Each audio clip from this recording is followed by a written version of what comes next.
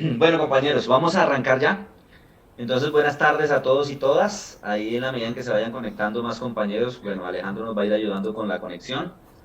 Bienvenidos a este primer escenario de encuentro latinoamericano para, digamos, escuchar cómo están afrontando o cómo proponen enfrentar la crisis hoy del imperialismo capitalista mundial atravesada por la crisis sanitaria del COVID-19, los diferentes sectores sindicales y sociales en nuestros países. Hoy hemos hecho una convocatoria desde Colombia, algunos compañeros y compañeras de diversas organizaciones sindicales y sectores sindicales, para que nos cuenten un poco cada uno, para que nos cuenten un poco cada uno cómo entenderían o cómo enfrentarían o cómo pretenden enfrentar o cómo lo están haciendo, enfrentar el reto pues, que nos está poniendo esta crisis sanitaria y esta crisis económica mundial producto también de esta crisis sanitaria o que se junta con esta crisis sanitaria. Y bueno, para eso nos encontramos con compañeros de varios países, específicamente de Argentina, de Brasil, de Colombia, de México, de República Dominicana y de Salvador. Yo iré presentando poco a poco, uno a uno a cada compañero, que el compañero vaya a intervenir. Comentar un poco como las reglas de juego del día de hoy para que las tengamos bien claras. Cada país va a tener 10 minutos para intervenir. Yo voy a estar moderando la reunión, así que pues estaré pendiente de eso. Le pido de todas maneras a cada expositor que, que se autorregule para no tener que estar, pues, digamos, cortando ni nada de esto, pero pues si toca cortar, cortamos. En esos primeros 10 minutos esperamos que cada compañero responda a la pregunta inicial que hicimos, que es cuáles son los retos del movimiento sindical y social en medio pues, de esta crisis. Cada quien los pondrá como lo considere. Tendrá 10 minutos libremente cada país para exponer. Hay, por ejemplo, 2 compañeros por país, o 3, o 1 por país. Ya cada compañero definirá cómo se reparte el tiempo, pero tienen que tener en cuenta eso. Entonces, esa sería la primera parte, país por país. Lo vamos a hacer en orden de alfabético. Entonces, iniciarán los compañeros de Argentina, seguirán los compañeros de Brasil, Dominicana y cierra el compañero de Salvador. Eh, para las personas que están en la sala y tendrán preguntas y demás, les vamos a solicitar que las hagan por el chat. Yo voy a estar muy atento al chat para recoger esas preguntas. Les pedimos que ojalá también sean específicamente de pronto a quién se la quieran hacer, al compañero de tal país. Sería muy importante para, digamos, poder focalizar un poco mejor la discusión. Y hecho eso, terminado, digamos, eso lo pueden ir haciendo en medio del panel. Recogida esas preguntas, entonces cada compañero de cada país tendrá otros 10 minutos, cada país tendrá 10 minutos nuevamente para responder esas preguntas, o para de pronto eh, aclarar o profundizar algún tema que haga falta. Entonces es eso, compañeros, y entonces, listo. Arrancaríamos entonces con los compañeros de Argentina. Por Argentina tenemos a 2 compañeros presentes, quiero presentarlos. Está la compañera Débora Procaccini, de la corriente René Salamanca en la corriente clasista y combativa. Es secretaria general del SUTEBA en Quilmes. Ella ahorita, pues, si quiere darnos más detalles de eso, pues lo hará. Y está el compañero Alejandro Quiñones, también de la corriente René Salamanca, pero secretario general adjunto de la Asociación de Trabajadores del Estado en Quilmes también. Entonces, compañeros, bienvenidos y muchas gracias por atender esta llamada y tienen la palabra 10 minutillos. Bueno, empiezo yo. Muchísimas gracias por la invitación. Como decía la presentación, Pierre, Alejandro Quiñones, representando a la corriente clasista y combativa, a la corriente nacional René Salamanca de Estatales CCC y secretario general adjunto de Atequines. Antes que nada, querría hacer una breve presentación política para luego ir al eje del panel. Luego de 4 años de lucha contra la política de Macri, en enero del 2019 nuestra corriente definió enfrentar a Macri en las calles y en las urnas. En las elecciones. Empujamos la más amplia unidad desde ese momento en las elecciones. Fuimos parte de los 16 partidos y organizaciones que conformamos el Frente de Todos. En octubre del año pasado derrotamos a Macri en las urnas, con un enorme protagonismo de nuestro pueblo argentino. En diciembre asumió como presidente Alberto Fernández. Macri venía en el eje de Trump y de Bolsonaro. Dejó nuestro país en diciembre del año pasado con un 35,5% de pobreza, 16,4 millones de personas, que la mitad son menores. Miles de jubilados y pensionados, hoy siendo población de riesgo, cobran por debajo de la canasta de pobreza, de la canasta básica, y no les alcanza para comprar los remedios. Continúa el hambre en los barrios. El macrismo degradó el Ministerio de Salud a un rango de secretaría y no invirtió en la salud pública. Desde diciembre, Alberto Fernández tomó medidas positivas de emergencia contra el hambre, poniendo esta situación sobre la mesa, con medidas económicas a favor del pueblo, pero todavía son insuficientes. Nuestra corriente es parte del Frente de Todos y apoyamos las medidas justas, pero no somos parte del gobierno.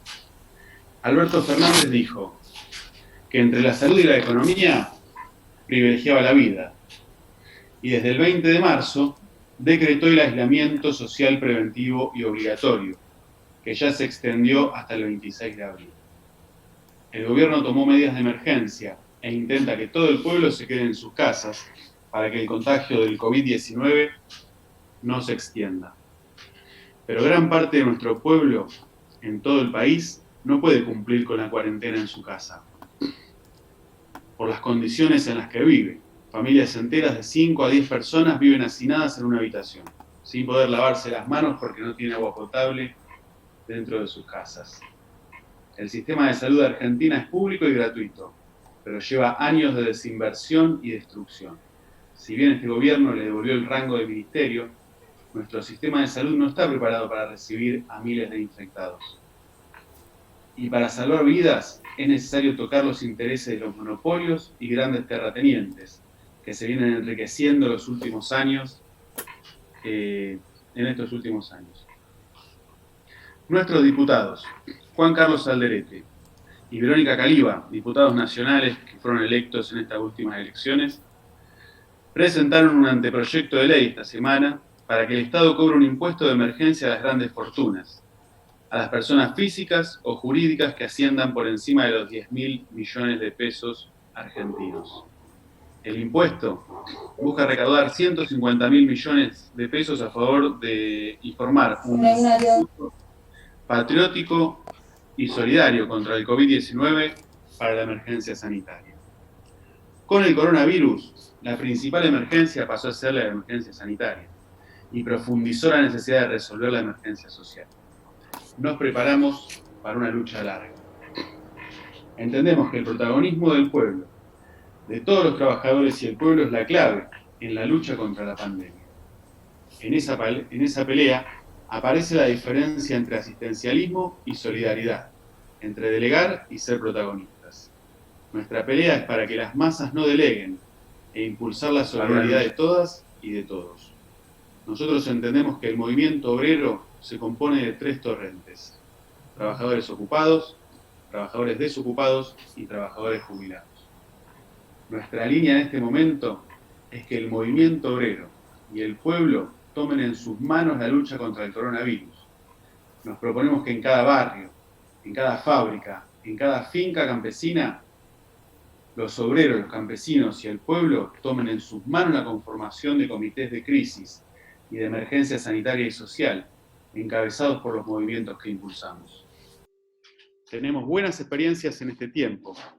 En el astillero Río Santiago, con el cuerpo de delegados a la cabeza, conformaron un comité de crisis de distrito, y las y los trabajadores se pusieron al frente de la reparación de camas para los hospitales y de proyectos para fabricar alcohol en gel y los insumos sanitarios que se necesitan en este momento. En Mondelez, ex Terrabusi, una fábrica de la alimentación importante de Argentina, la comisión interna evitó despidos y suspensiones y consiguió plus para los trabajadores que están yendo a trabajar. En el proletariado se van desarrollando luchas por los salarios y contra los despidos y las suspensiones, que en algunos casos han terminado en represiones, como esta semana en el frigorífico Penta. en todo el país, miles de trabajadoras y trabajadores precarizados y desocupados le han de comer a cientos de miles de personas en los comedores populares, con un protagonismo heroico, principalmente de las compañeras. Se han conformado comités de emergencia en muchas provincias, localidades y barrios. Los estatales estamos empujando el trabajo solidario y voluntario en la salud y en la educación. Por último, nosotros pensamos que la crisis mundial actual no es producto de la pandemia, sino que ésta la hizo visible. Ninguna crisis ni ninguna guerra pueden ser iguales, pero hasta ahora las primeras y principales víctimas somos los trabajadores y los pueblos oprimidos. Por eso, para afrontar la actual crisis, que se augura profunda y prolongada, debemos prepararnos, uniéndonos y organizándonos de manera que esta crisis permita abrir un nuevo periodo de revoluciones en todos los países del mundo. Le doy la palabra ahora para que cuente algunas experiencias a la compañera Débora Procaccini. Buenas tardes, compañeras y compañeros. Sí, en la corriente clasista y combativa a lo largo y ancho de toda la Argentina ha impulsado la solidaridad activa y, como decía Alejandro, el protagonismo de las masas en esta solidaridad. Y estamos en este momento sosteniendo y abriendo comedores en todo el país, dándole de comer a miles y miles de argentinos, y en particular en nuestra zona, de donde somos Alejandro y yo, desde el Frente de Gremios Estatales, desde el Frente de distintos gremios docentes, incluyendo a ATE también, que son los empleados de la provincia, impulsamos también abrir los comedores de escuelas. En este momento tenemos 14 comedores de escuela abiertos en el distrito de Quilmes, donde debido a la mayor infraestructura que tenemos en las escuelas, podemos llevar adelante la mayor cantidad de raciones, digamos, o entregar en el barrio la mayor cantidad de raciones, que en este momento están en un promedio de 600 raciones por día, desde cada uno de esos puntos que les estamos contando. Después en los comedores barriales, que son sostenidos por la corriente clasista y combativa, son comedores en los barrios, dentro de los barrios, en las casas de nuestros compañeros y compañeras, que por supuesto sacan la olla al patio y cocinan con fuego, cocinan con anafe de gas, en esos comedores que son sostenidos por la corriente. Muy poca ayuda tenemos en los comedores barriales del Estado, en particular del municipio. Esos son autosostenidos por la solidaridad de los vecinos, por la solidaridad de los distintos compañeros que son voluntarios y que se encargan de buscar donaciones de mercadería, de alimentos, para que todos seamos protagonistas en algún punto de esta ayuda solidaria. Así que tenemos docentes cosiendo barbijos, compañeros que están dentro de los grupos de riesgo donando mercadería, tenemos compañeros que estamos al frente de los comedores, que estamos yendo y viniendo en los comedores, y la verdad que, como decía Alejandro, entendemos que esto se va a ir profundizando y que tenemos que estar preparados para lo que viene. Por eso sostenemos que la cuarentena tiene que ser solidaria y tiene que ser protagonizada por el pueblo. Nada más, compañeros.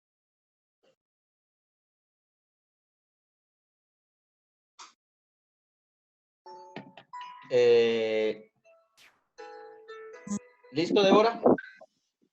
Sí, caballero. Ahí Ok, llegamos. muy bien, muy bien. Bueno, entre los dos compañeros 10 minutos, muy bien.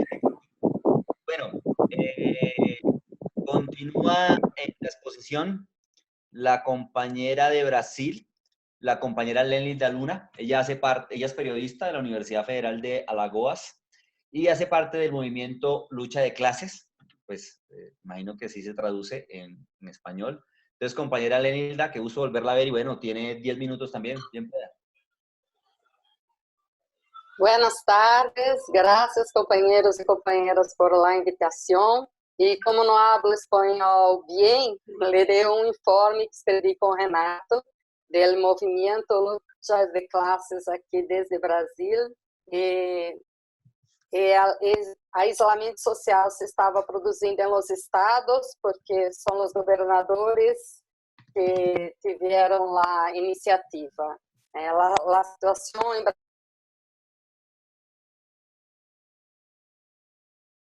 liderazgo central para coordinar a luta contra a pandemia. O governo fascista de Bolsonaro não se entende. O presidente foi pressionado para que já não tratara publicamente da pandemia como um resfriado, pero continua alentando e dando exemplos personais quando visita estabelecimentos sem usar uma máscara, de que não há necessidade de distância social, que é suficiente que cada um proteja a seus ancianos, porque, de acordo com ele, Bolsonaro, isto não é um problema do Estado. Aún sobre o governo, os militares têm um maior mando, é um risco em Brasil.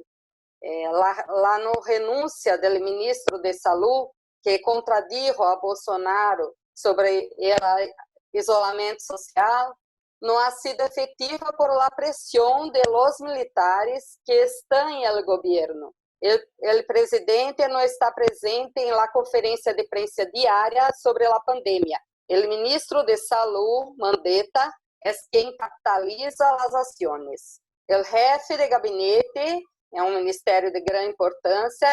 O general Braga Neto, um militar, está dirigindo este processo operativo do governo. Os companheiros me compreendem? É possível com esse portunhol sofrido? Sí, yo te estoy comprendiendo. Sí, No sé. entonces, dale, tranquila. Bueno, as declarações de Bolsonaro provocaram reações negativas dentro da própria base do governo. O ministro de Saúde, Mandetta, que abogou ayer por la privatização da saúde, agora usa um chaleco de SUS, o sistema de saúde único, que é nossa rede pública em Brasil. Esse ministro ayer queria que lo privatizava. Agora é o maior defensor do SUS.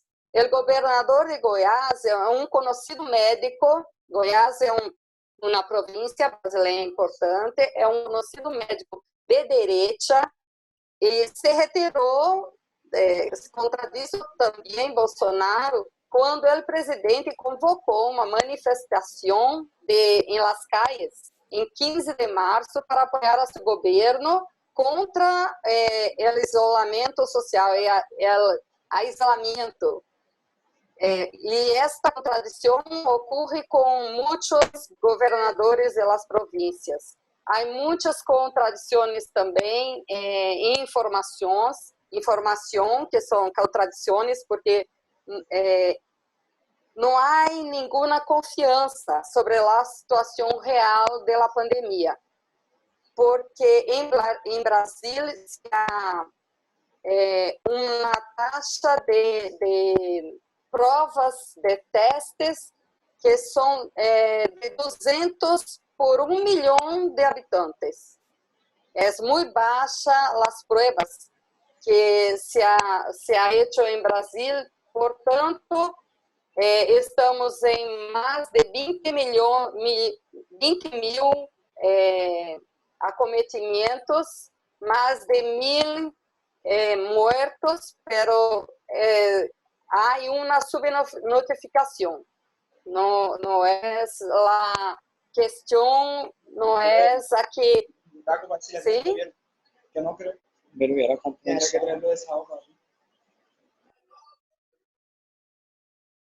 ¿No me entiende? Sí, Lenila, continúa, tranquila, dale. Sí. Alejo, ayúdanos con los micrófonos de los demás, porfa. Sí, ya lo solicité, se ha silenciado a los otros. Continúa, Lenila. Estamos em esses dias com a ajuda emergencial para as famílias desempleadas e autônomas. Temos 25% da população em la linha de pobreza, muito pobres. Esta ajuda emergencial foi liberada por la internet. Tem que ter uma aplicação de celular e essas famílias não têm acesso a isso. Então, estamos em la campanha de solidariedade para trazer alimentações a essas pessoas e também para que puedan hacer el cadastro em las aplicações de governo para receber muito pouco de ajuda. Então, o movimento Lucha de Classes em Brasil está também em estas lutas, também para lançar uma campanha para revocar os despidos e garantizar salários completos. Aqui se habla muito em lo governo em cortar os ganhos salários de los trabalhadores públicos e privados. Esta é a forma, a indicação do governo para financiar a ajuda é cortar de los trabalhadores, e não de los bancos e juros. Então, estamos lutando para garantir que não sejam os outros trabalhadores a financiar a ajuda, pero o governo e os ricos. Então, lançamos uma campanha por isso e revocação de MPs, de medidas provisórias, garantizando salário completo, garantia de ingressos para trabalhadores, tratamento de saúde para todos os infectados, suspensão de pago de la deuda pública, fiscalidade de grandes fortunas, redução salarial de los políticos, redução salarial para juízes e fiscais, fim de subsídio de vivienda para os grandes, salário mínimo para cada trabalhador autônomo. Aqui há 40% de trabalhadores autônomos. Não tem não sei como se diz, mas não são contratados oficialmente. E esses trabalhadores têm muitas dificuldades. E estabilidade para os trabalhadores durante todo este ano, pago de deudas corporativas e não a los acordos individuais, porque os trabalhadores estão sendo pressionados a tratar diretamente com seus patrões sem o movimento sindical, sem o respaldo. Bom, são essas questões, companheiros, e muito lo siento por não me comunicar melhor. ¿Listo, Lenilda? Porque tienes tiempo todavía. No, es eso. Perfecto. Sí, tranquila que ahí te entendimos en general. Listo. Gracias, Lenilda. Gracias. Bueno, continúa el compañero de Colombia, Alejandro Torres, que es miembro de la Corriente Sindical Ignacio Torres Giraldo, de su Ejecutivo Nacional, es decir, de su Dirección Nacional. También hace parte de la Coordinación Internacional de Trabajadores Mineros y sobre todo hace la coordinación y la dinamización del Comité Sindical del Corredor Minero en Colombia. Entonces, compañero Alejandro, bien pueda.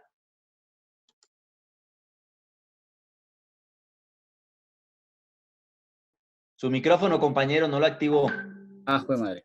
Buenas tardes a todos, compañeros. Un saludo fraterno a todos los compañeros que están conectados de varios países. Entonces, alrededor de la pregunta del que nos convocó al panel, que como la situación actual, los retos del movimiento sindical y social en medio de la crisis sanitaria y económica que estamos viviendo, Entonces, pues vamos a hacer ahí unas como tres, voy a intentar como responder esa pregunta como en tres partes. Un poco es, pues bueno, un poco nuestro análisis de cómo está, de qué es lo que está pasando en el mundo y en Colombia, qué estamos haciendo y cuáles son los retos que nos, digamos, a qué nos enfrentamos pues como movimiento sindical y movimiento social. Preparamos una presentación, vamos a ver si soy capaz de mostrarla, porque estoy haciendo 5 cosas a la vez. Entonces, compartir la pantalla es esta pantalla. Esta pantalla de acá. Listo. ¿Están viendo la presentación? Creo que sí, ¿cierto? Sí. Espero. Bueno, yo voy a seguir. Entonces, bueno, ok. Entonces, ¿qué está pasando? ¿Qué está pasando hoy? Pues la pandemia del COVID-19 que se vino en todo el mundo, realmente lo que entendemos es que vino a profundizar una crisis económica mundial que ya venía digamos, desde varios años atrás. Y pues con esta pandemia en todo el mundo, en América Latina y en Colombia no es la excepción, pues está desencadenando una crisis tremendamente profunda que va a venir acompañada, pues digamos que esa es la pelea precisamente, digamos, va a venir acompañada de pérdidas de empleos, de miles de millones de personas sin suficientes ingresos para poder sobrevivir y digamos, y lo que abre seguramente un nuevo periodo de lucha, como lo voy a decir más adelante. En este sentido, los gobiernos de nuestros países están transfiriendo todos los costos de la crisis al pueblo, a los trabajadores y al pueblo en general. Y para eso han utilizado o están utilizando diferentes formas de hacerlo, desde despidos colectivos, desde suspensiones de contratos, desde llamar a vacaciones anticipadas, o por qué no decirlo, las personas, digamos, o sea, todas las personas que están en la indigencia o que están en trabajadores por cuenta propia, todo este tema de los inmigrantes que en América Latina en este momento es muy álgido, son ellos quienes están, digamos, con su hambre o con su esfuerzo, están aportando o dejando, digamos, de consumir y por lo tanto son digamos, los que están pagando directamente la crisis económica. Se puso en evidencia además una cosa que hemos visto en Colombia y en todo el mundo, y es que se puso en evidencia la debilidad estructural de los sistemas de salud pública, que por cuenta de las reformas neoliberales, por cuenta de la privatización, quedaron prácticamente en manos del capital privado. Sabemos que en todos los países se han aplicado esquemas distintos, pero todos como con una misma regla, como con un mismo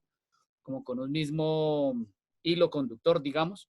Y eso, eso ha hecho que la crisis sea totalmente inmanejable y frente a la cual la única salida que han tenido los gobiernos es precisamente la del aislamiento y la cuarentena como única forma de, pues, como se habla en los medios, de aplanar la curva y todas esas cosas. En Colombia, ¿qué nos está pasando hoy? Pues, como ya lo dije hace un rato, sectores de informales, cuentapropistas, tercerizados son los que están llevando la peor parte. Las estrategias que están utilizando las empresas están descargándose en términos de los trabajadores y también hemos visto un fenómeno, digamos, estamos asistiendo a un fenómeno muy, muy, muy profundo y es que la violencia de género se ha incrementado de una manera, si se quiere, exponencial. Por un lado, digamos, la violencia doméstica, pero también digamos, la discriminación y la violencia hacia la mujer, digamos, a las mujeres que muchas de ellas están en condición de desprotección. Y por otro lado, la otra cara de la moneda es que tenemos millones de trabajadores en la calle, trabajadores de la salud, trabajadores de la industria, que supuestamente atienden sectores estratégicos de la economía o sectores, digamos, que son vitales para la salud y para conllevar la crisis, pero la verdad es que los gobiernos de nuestros países están casi que condenando a la muerte a millones de trabajadores que nada tienen que ver con la salud, ni con la salud pública, ni con la crisis. Es la situación de los trabajadores por ejemplo, pues tenemos acá un ejemplo, por ejemplo, con los trabajadores mineros, que digamos, Colombia produce millones de toneladas de carbón para la exportación que nada tienen que ver con la seguridad energética ni con la salud del país, pero digamos esos sectores pretenden seguir trabajando con normalidad.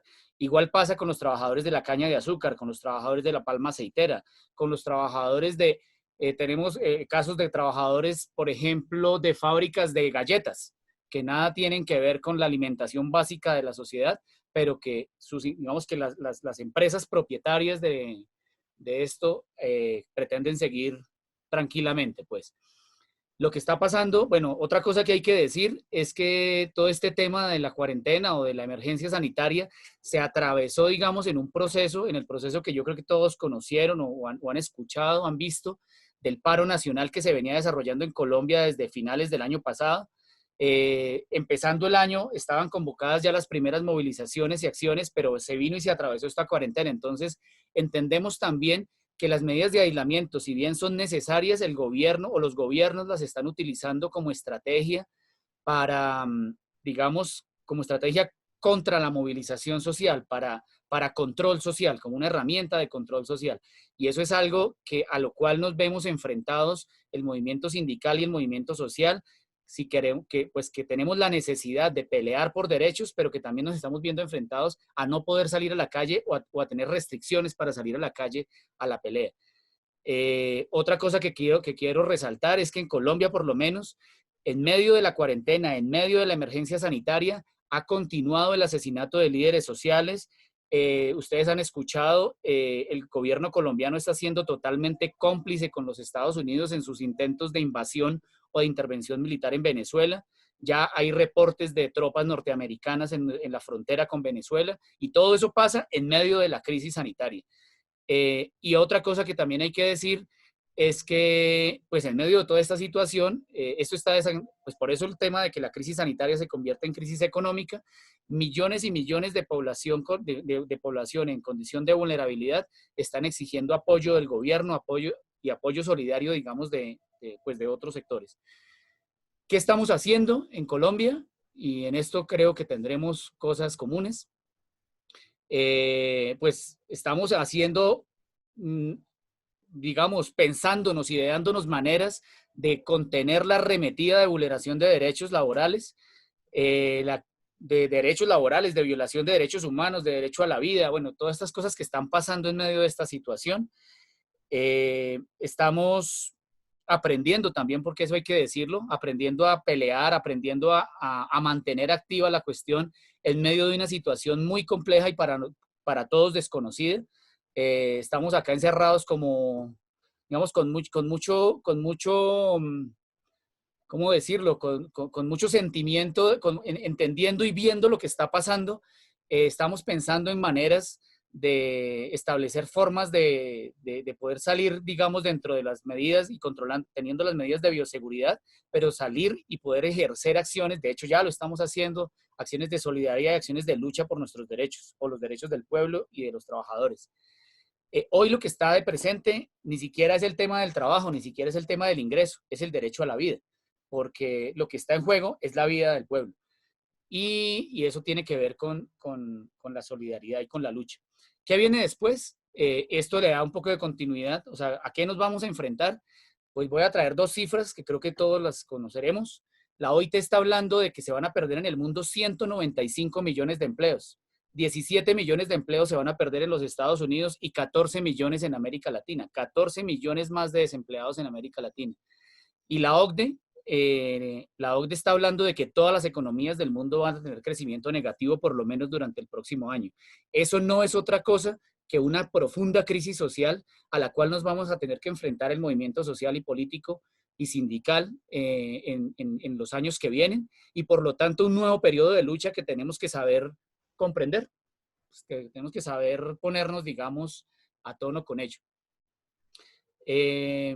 Otra cosa que deberíamos decir es que... Alejo, ¿te quedan 2 minutos? Listo, ya vamos a terminar. Bueno, entonces, varias cosas de esas las he venido ya planteando. Estamos enfrentándonos a un nuevo escenario.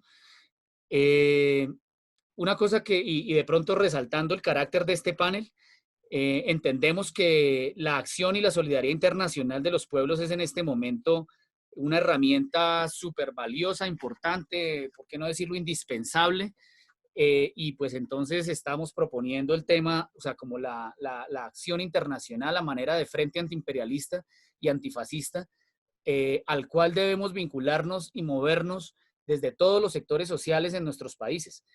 El movimiento sindical, pues estamos enfrentados a levantar la bandera de la solidaridad internacional, porque esta crisis es una crisis, pues evidentemente, producto de la globalización imperialista, producto del desarrollo desaforado del capitalismo y también, ¿por qué no decirlo?, de la desprotección en la cual están quedando las masas populares de obreros y de trabajadores y de masas populares en medio de toda esta situación. Pues ese más o menos ese es el panorama que tenemos. Traté de resumir un poco como la situación, lo que hacemos y pues y a qué nos vamos a enfrentar. Creo que no tenemos aún todas las respuestas. Estamos precisamente pensándonos, digamos, cómo resolver y cómo enfrentar una situación, una crisis que creo que creemos que va a ser una una nunca antes vista, por lo menos en los años recientes. Tremendamente, digamos, que va a afectar profundamente, digamos, la vida, la salud y la salud del pueblo. Pues con eso resumiría, digamos, la respuesta a la pregunta del foro. Gracias, compañeros. Muchas gracias, Alejandro. Vale. Gracias, compañero Alejandro. Bueno, continuando con el panel, recordarle a los compañeros y compañeras que están conectados en la reunión que pueden ir haciendo sus preguntas en el chat para que las vayamos recogiendo si tienen alguna pregunta ya en general o hacia alguno de los compañeros que ya ha venido exponiendo, para que lo recuerden. Bueno, continuamos con el compañero de México, Eduardo Amador, que es integrante de la Unión General de Trabajadores de México. Eduardo, bienvenido. Dale, tienes la palabra. Sí. Camaradas, buenas tardes. Antes que nada, reciban desde México un saludo a nombre de la Unión General de Trabajadores de México, a nombre de mis camaradas del Frente Popular Revolucionario, y queremos agradecer de manera fraterna a los compañeros de Colombia, organizadores de este panel, que tuvieron a bien contemplarnos e invitarnos para participar el día de hoy, intercambiando opiniones con ustedes. Primero que nada, coincidimos totalmente con lo que ustedes dicen. Las condiciones en México son similares, hasta parece que viviéramos en el mismo modo de producción a nivel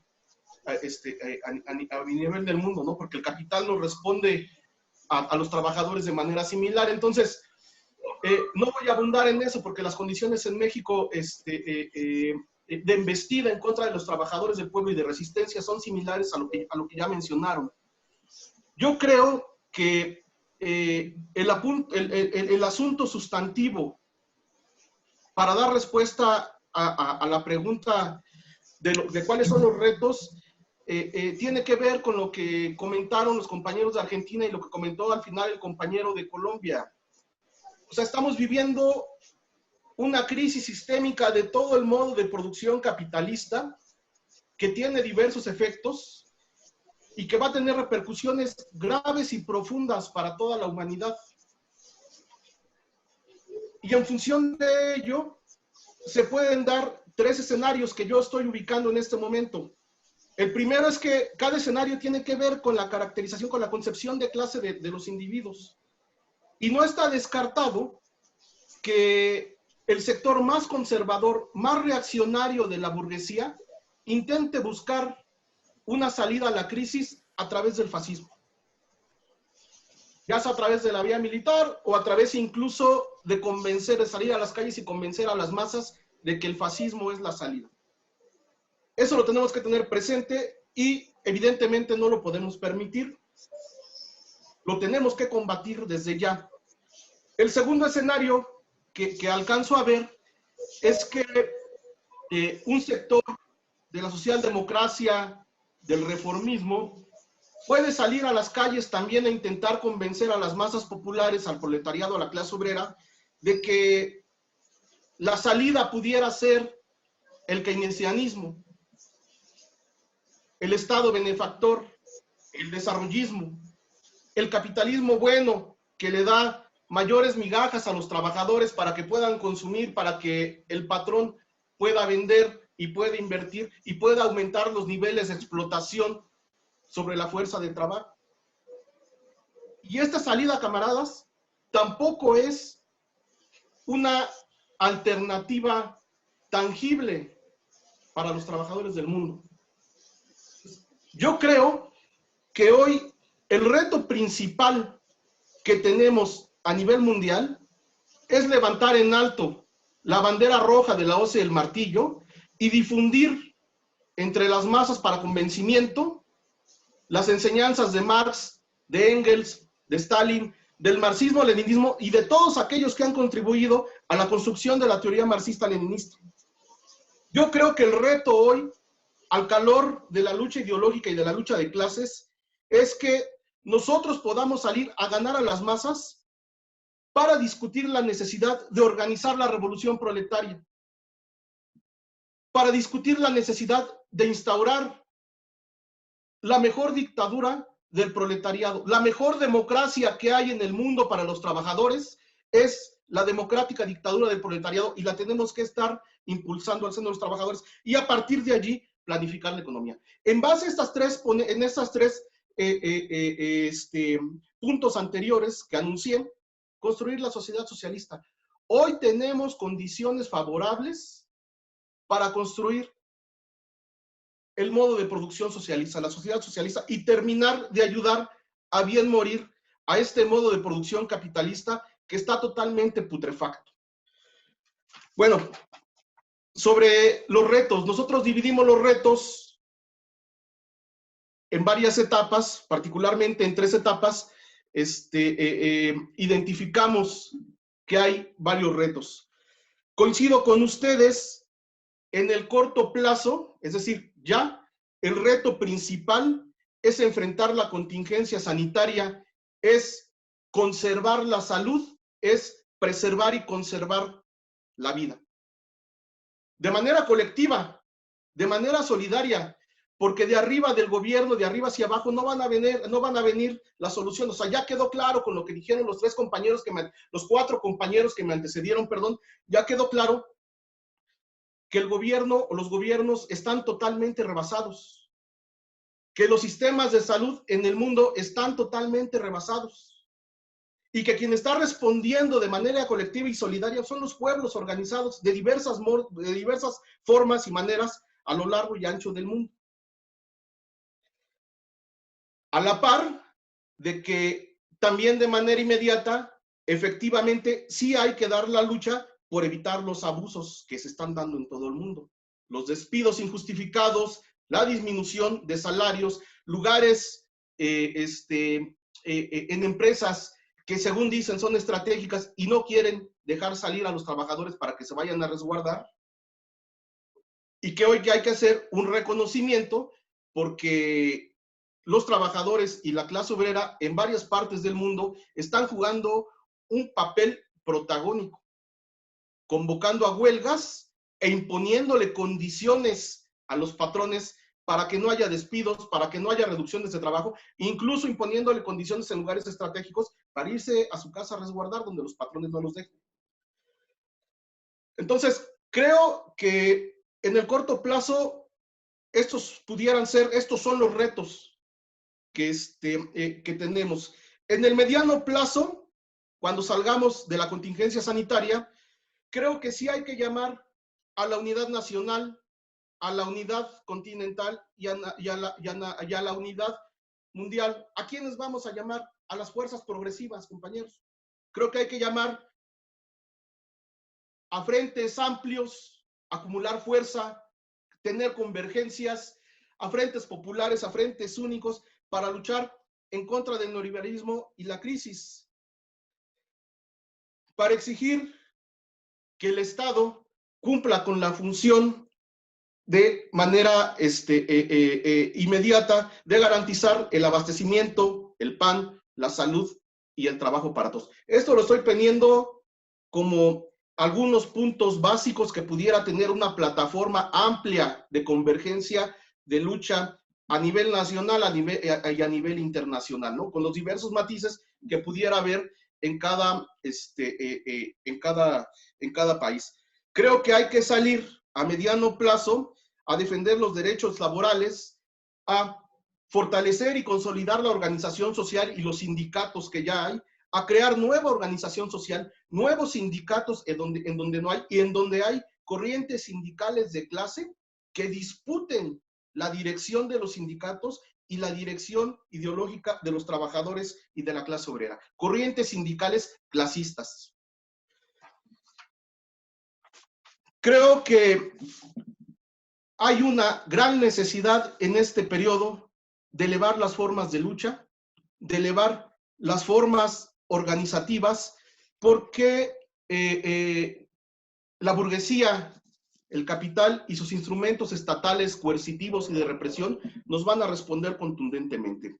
Y concluyo con esto, regresándome a lo que dije de manera inmediata.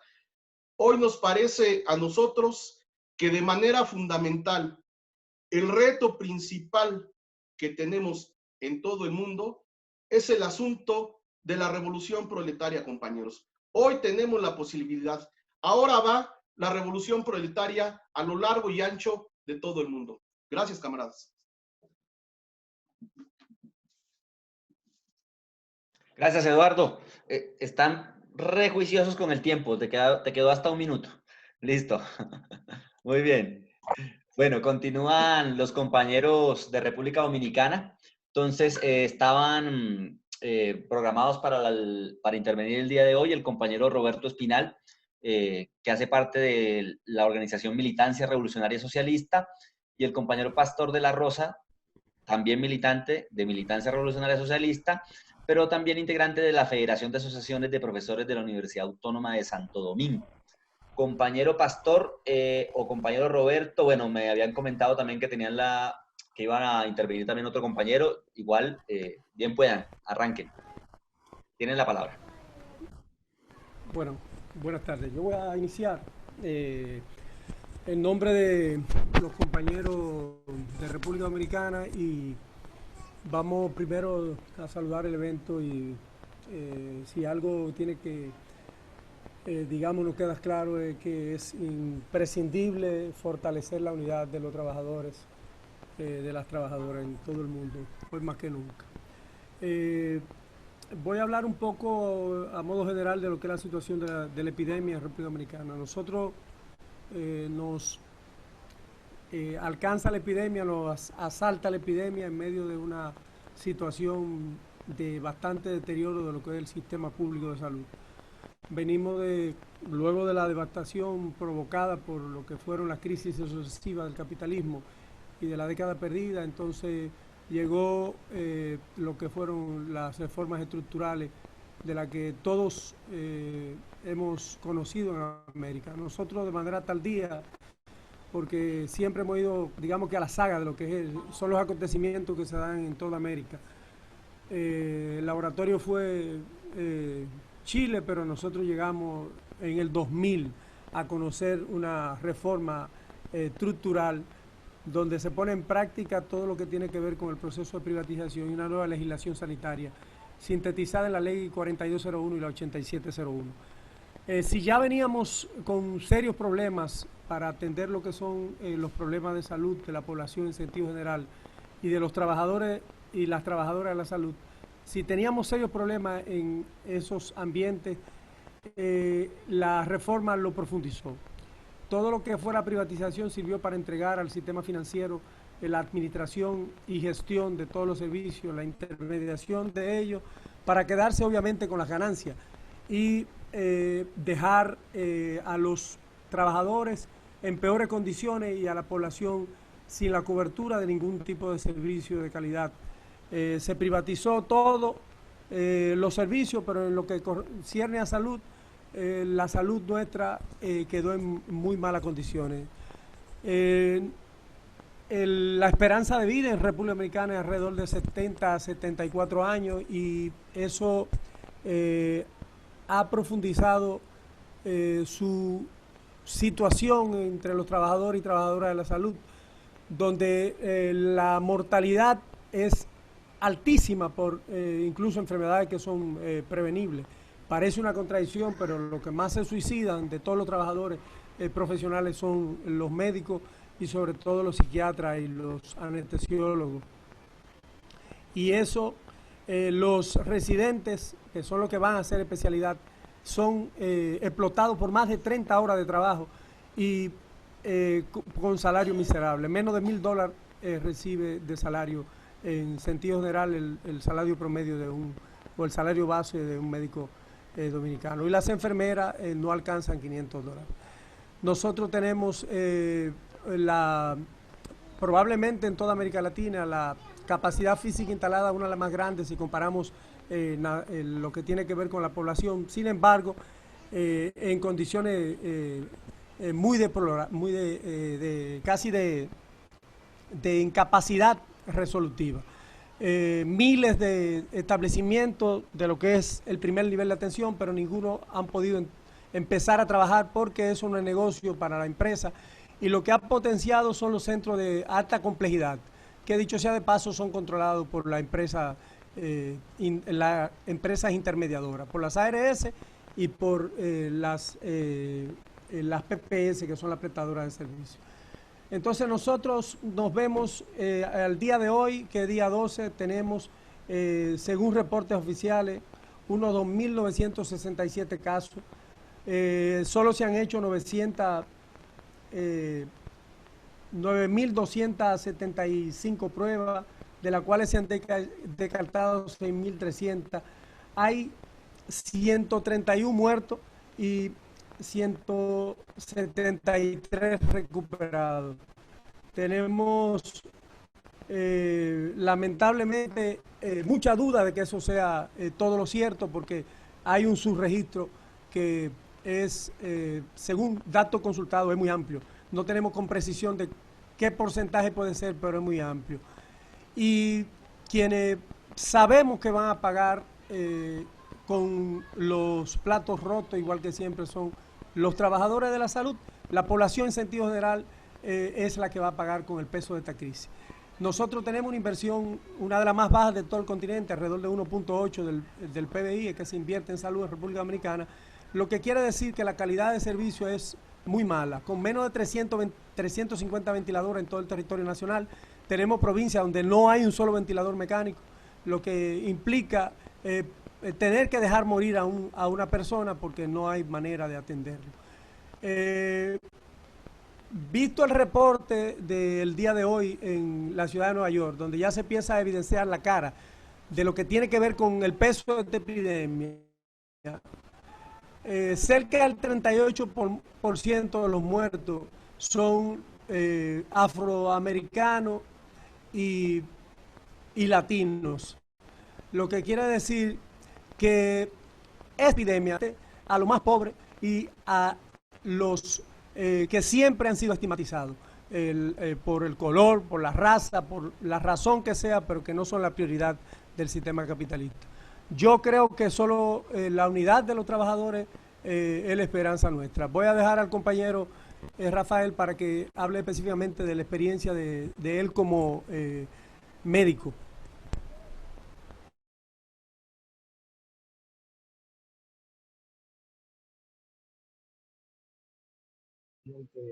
Es un interés para nosotros, bueno, pues, tratar de sacar conclusiones importantes acá para tomar en cuenta. ¿Se escucha bien? ¿No se oye? No, te calan duro. Un poco más duro, Acércate más al compañero, micrófono. sí, no, le escuchamos muy lejos. Dígame. Ahí mejoró, ahí mejoró. Entiendo. Bueno, pues continuando con esta situación, pues fíjense, acá en República Dominicana, básicamente el personal de salud, tal como ya decían los compañeros, pues, básicamente está enfrentando esta epidemia, como decimos los dominicanos, a mano pelada. En muchos sitios, sin ningún tipo de material de bioseguridad, sin condiciones. Y bueno, básicamente hay sitios que son incluso improvisados con carpas fuera de los hospitales, lonas. Los pacientes que tienen en este caso síntomas respiratorios pues están ahí básicamente al ambiente expuestos pues en sillas, algunos en camillas, y tal como decían los compañeros, pues tenemos un sistema de salud que básicamente colapsado, y su colapso no es desde ahora, tal como mencionaba Roberto, por ejemplo, de los países que menos invierten en salud en Latinoamérica, que es el nuestro. Y por ejemplo, hemos llegado a tal punto que en algunos hospitales, pues los materiales de bioseguridad incluso, hay que relavarlos, señores, para reutilizarlos. Algo sumamente deplorable y preocupante realmente. Pero no solamente la poca inversión del sistema de salud, también habría que decir que desde la concepción propia de este sistema, pues la salud es una mercancía y no un derecho fundamental como debiera ser concebido acá. Entonces, hay que decir que en cuanto a las infraestructuras, pues tenemos muchísimas estructuras de atención primaria. Sin embargo, acá en el país, igual los pacientes no tienen posibilidad básicamente de ser atendidos o que se le realicen las pruebas. Lo que mencionaba Roberto, existe un subregistro que es muy probable que sobrepase las cifras oficiales, o sea, las doble o las triplique, puesto que no se cuentan los fallecidos que no tienen pruebas realizadas. O sea, el paciente fallece con un diagnóstico de probable caso de coronavirus, sin embargo, fallece en la lista de espera para hacerse una prueba, no tiene condiciones, y finalmente fallece y ni siquiera se toma en cuenta en las estadísticas. Hay que, o sea, para mencionarles, por ejemplo, en San Francisco hoy, San Francisco es como, podríamos decir, el Wuhan de China o Italia de Europa. En el caso de San Francisco de Macorís, que es un pueblo de la provincia de Duarte, acá en República Dominicana, que es donde se han concentrado la mayor cantidad de fallecidos y de casos positivos, pues realmente, por ejemplo, hoy fallecieron 2 pacientes en la unidad de cuidados intensivos y fallecieron sin acceso a la prueba. O sea, eso, hay investigaciones incluso periodísticas que han demostrado que las autoridades no están tomando en cuenta este... Compañero, perdón, lo interrumpo. Les quedan 2 minutos. Sí. Y bueno, yo creo que dentro de todas las crisis también existen oportunidades. Creo que de las oportunidades que nosotros tenemos acá es que, o sea, esto ha demostrado que el sistema hay que cambiarlo, que no funciona, y sobre todo de que la gente, o sea, el mundo es uno solo, o sea, que todos, independientemente, o sea, nos está afectando la situación en todos los países del mundo, y pues en fin, es necesario un sistema obviamente universal que pueda brindar la salud a todas las personas por igual. Ok, compañero, gracias. Ahora en la siguiente rondita, si Pastor o alguno de ustedes quiere profundizar, tendrá tiempo. Entonces terminamos con el compañero de Salvador, el compañero Giovanni.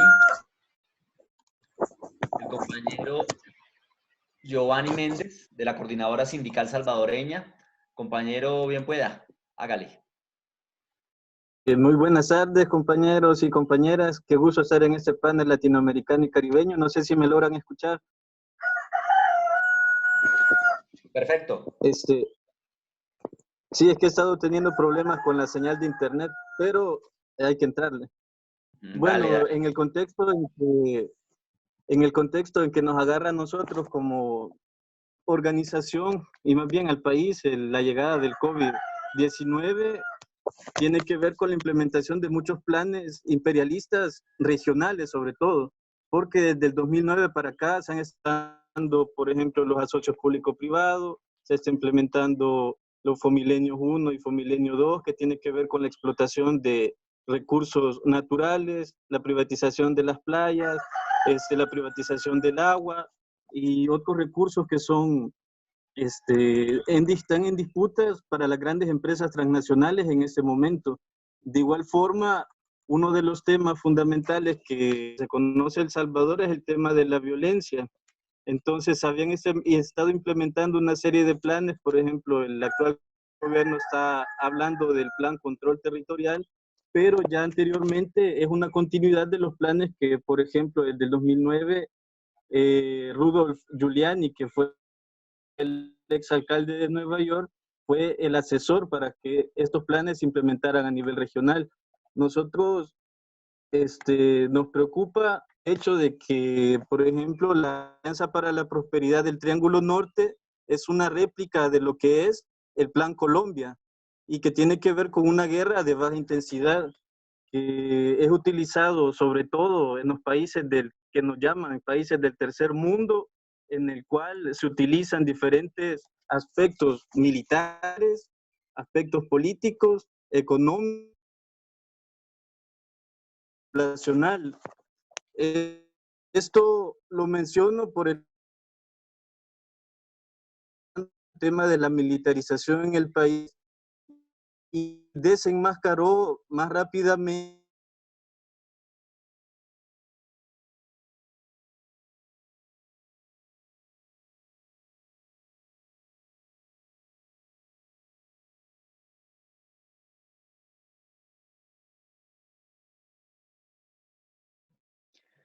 Compañero Giovanni tiene como Se algún fue el lío con la audio. conexión. Sí, sí, sí, tiene como algún... No se escucha. Sí, sí, sí, sí. Giovanni, como que ahí ya lo retomamos. Giovanni, te perdimos un poquito lo último que dijiste, si puedes retomar. Sí, lo que yo les decía, bueno, la implementación del Plan Colombia, que en este caso es la Alianza para la Prosperidad del Triángulo Norte, y la llegada, digamos, a El Salvador del primer caso de COVID-19, aceleró una serie de medidas militares, una serie de medidas que no corresponden a medidas sanitarias, porque precisamente el gabinete de gobierno, el gabinete ampliado que le llaman, no está compuesto por técnicos, no está compuesto por, ni siquiera le ha hecho caso al colegio médico, no hay especialistas que puedan atender el tema de la pandemia, sino que se ha ligado principalmente con los grandes empresarios y también con el ejército. Desde el 19 de marzo para acá, bueno, se ha tenido estado de emergencia, estado de excepción, toques de queda, y esto está precisamente permitiendo de que se cometan grandes violaciones a los derechos humanos y que de hecho la única institución o las instituciones que están criticando, digamos, el accionar de las fuerzas militares porque han actuado con violencia en contra de la población ha sido la Procuraduría de los Derechos Humanos y también otras instituciones de algunas universidades privadas como la UCA, pero que al final terminan sirviendo como de burla, porque el tema del confinamiento es más que todo un tema de contener la lucha popular que se venía dando en los meses anteriores, en la cual había habido movilizaciones en contra de la privatización del agua, por la nacionalización del sistema de pensiones. La última marcha del 8 de marzo fue una marcha inmensa que hubo también del movimiento de mujeres y así otras luchas que se venían dando, que se han frenado producto de, bueno, de la implementación de los y de que ya no se puede prácticamente hacer nada, porque de hecho hoy se vence un toque de queda, pero mañana, bueno, hoy están en obligación los diputados de aprobar un nuevo decreto que prohíbe todavía más rígidamente el salir a la población. Esto está afectando en el tema de la clase trabajadora por el hecho de que en el sector maquila los empresarios datos laborales de que, digamos, a esta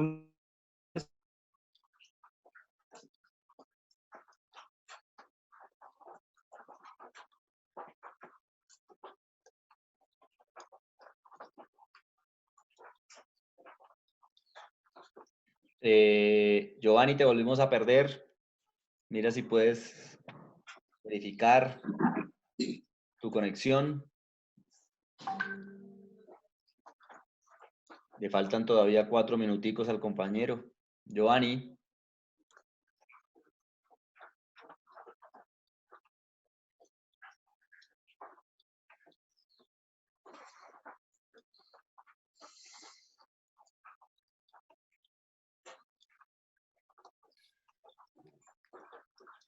Giovanni. ¿Fue que se desconectó el compañero? Bueno, mientras el compañero Giovanni se vuelve a conectar, recordarles a los compañeros y compañeras que están en la sala que pueden hacer sus preguntas por medio del chat para que vayamos agilizando. Y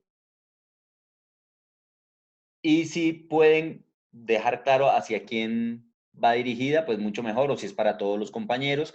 Y a los compañeros ponentes de cada país recordarles que tendrán nuevamente una ronda para responder esas preguntas o profundizar algún tema que tengan pendiente. ¿Sí? Sí, hemos perdido a Giovanni, parece ser. Denme un segundo, yo le escribo por interno a ver si es que no se ha dado cuenta que se desconectó.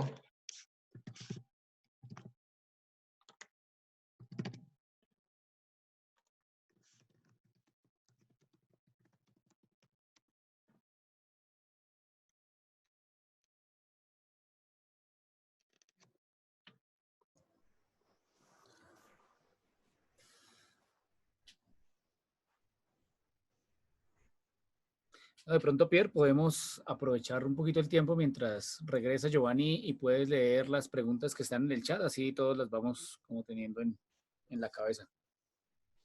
Bueno, para que los compañeros sobre todo tomen nota. Hay una pregunta que imagino aquí que es para todos porque no explica específicamente. Dice, compañeros, ¿cómo evalúan la gestión del actual presidente sobre la crisis? ¿Qué pasa con los trabajadores y su salario? Me imagino con los presidentes de cada país, ¿no?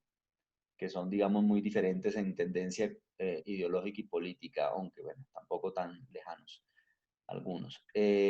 Otra pregunta habla acá de... Ah, bueno, no, la pregunta era para El Salvador. Pero bueno, si de pronto alguno la quiere meter en sus respuestas, en su tanda, en su ronda, bienvenidos. El subregistro, otra pregunta, el subregistro de cifras de contagio, muerte se explica por la falta de equipos para tomar y realizar las pruebas, unido a la demora entre 5 y más días para los resultados. Ah, bueno, es una opinión de una compañera aquí de Colombia, la compañera Andrea Sandino del Magisterio de la ciudad de Bogotá. Bueno, además que sirve a los gobiernos para mostrar que las medidas tomadas han sido efectivas. ¿Sí? Lo usan para plantear que la curva se está achatando. ¿Sí? Bueno, hay un tema ahí con los registros. Los compañeros de República Dominicana hablaban algo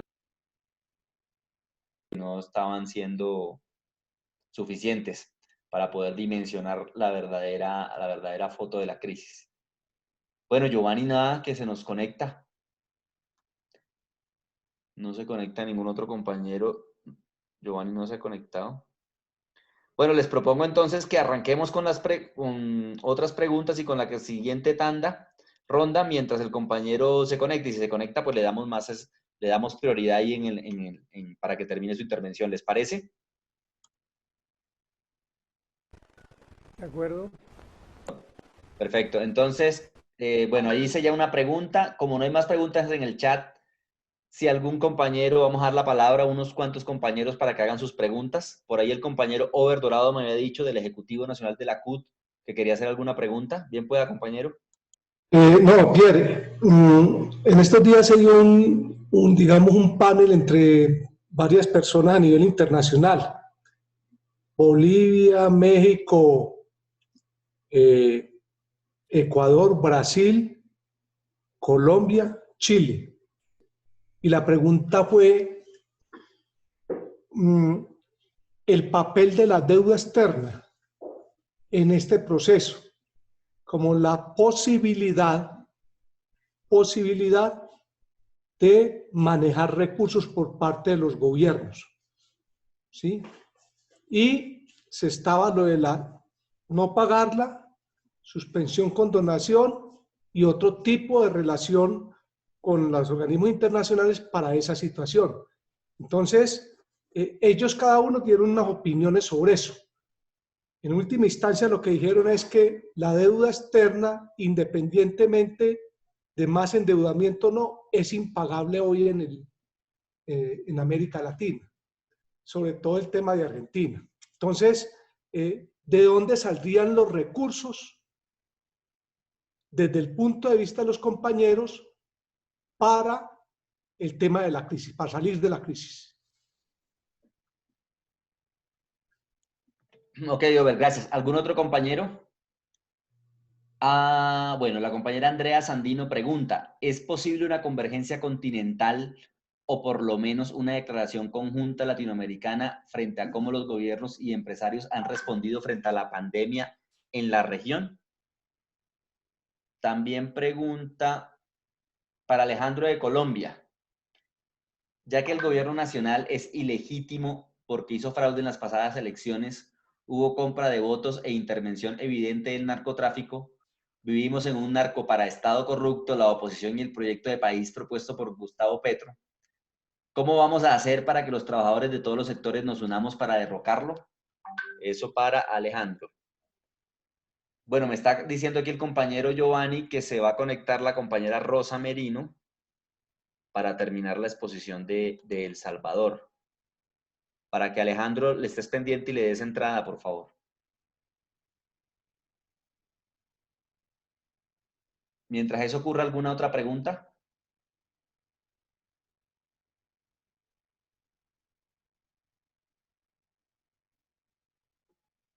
Bueno, yo sí tengo una.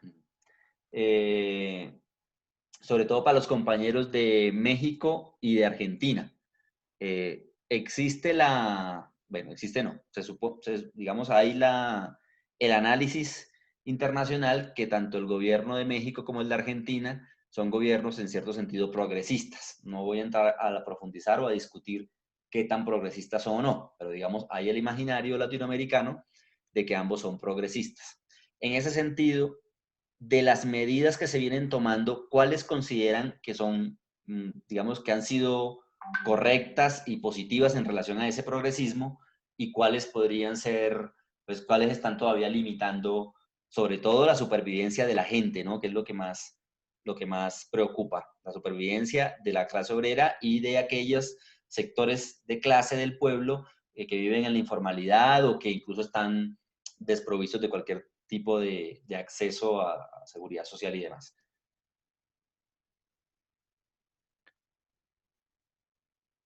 ¿Me escucharon? Ah, perfecto. Listo. Bueno, me están diciendo por acá que en el chat de YouTube también hay preguntas. Vamos a ver.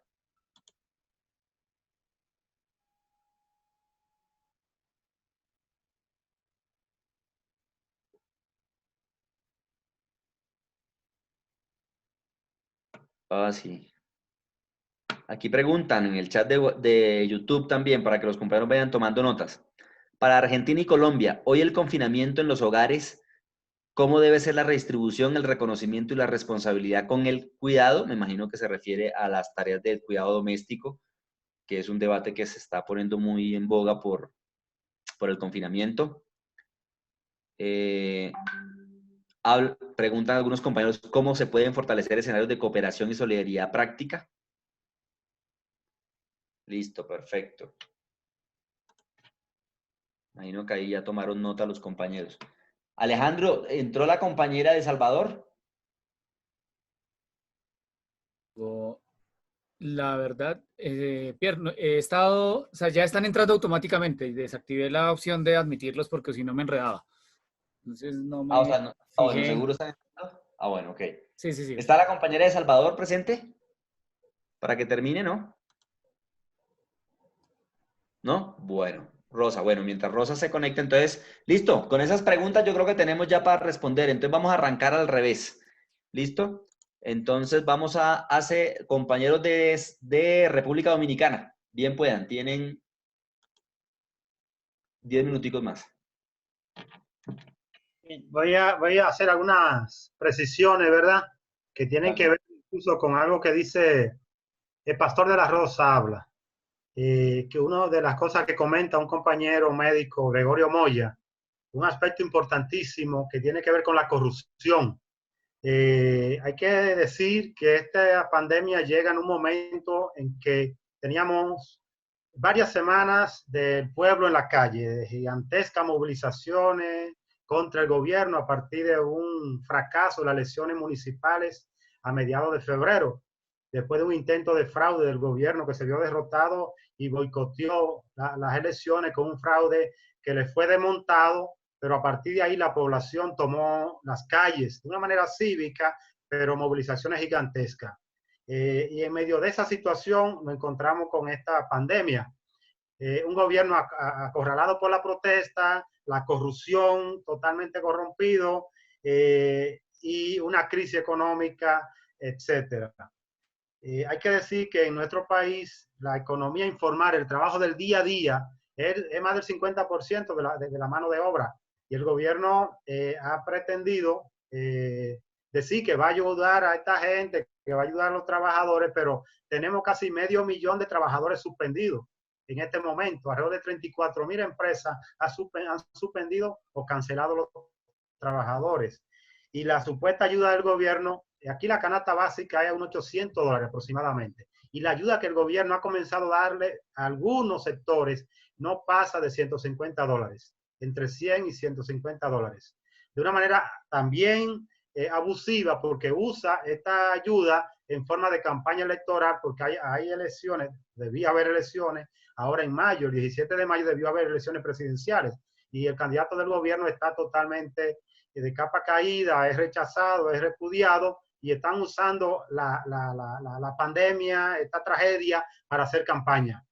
Y no solamente eso, en medio de la campaña, de la pandemia, están haciendo actos bárbaros de corrupción.